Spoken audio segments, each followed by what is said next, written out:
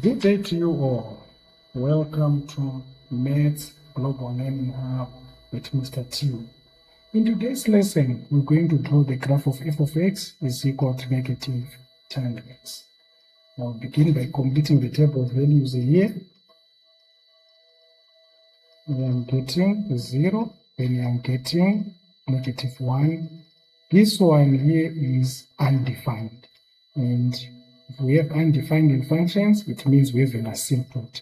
So let's put up the asymptote. Then when we move on, we're going to see that at 135, we get 1.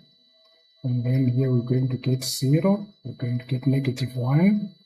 And here we get another undefined. And we're going to put up an asymptote. And then for 315, we're going to get a positive 1, and for 360, we're going to get 0. Let's plot our points. The first one is 0, 0, and then this one is negative 1. So my graph is going to go in the direction where it does not cross the asymptote.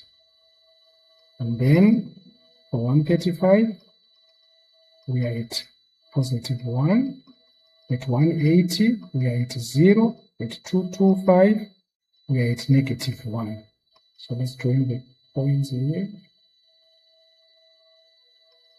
Just be very careful so that you don't skip these points and it goes to the asymptote, but it will never cross the asymptote. And then the last part, when we plot 315, we're going to get 1 here, and 360, we're going to get 0. And then we draw our graph in that section. And having drawn our graph here, we can also conclude that the period of this graph is 180 degrees.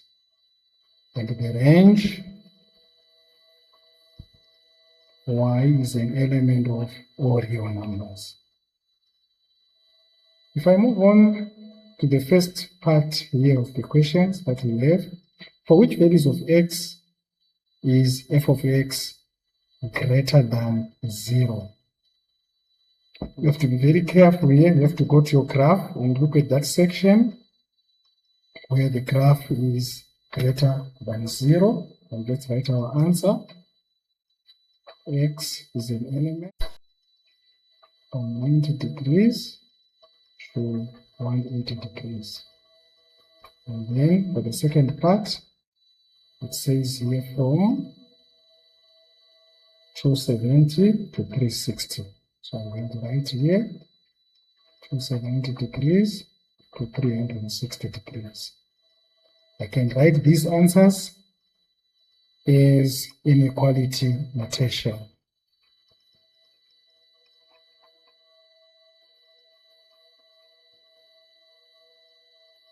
This one here is 180 degrees, and then this one is the one that is 360 degrees. Please be very careful there. Always check your work before you commit yourself to writing down these answers.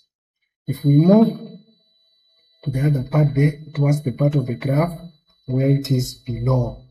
So I'm going to identify my parts here from 0 to 90 degrees.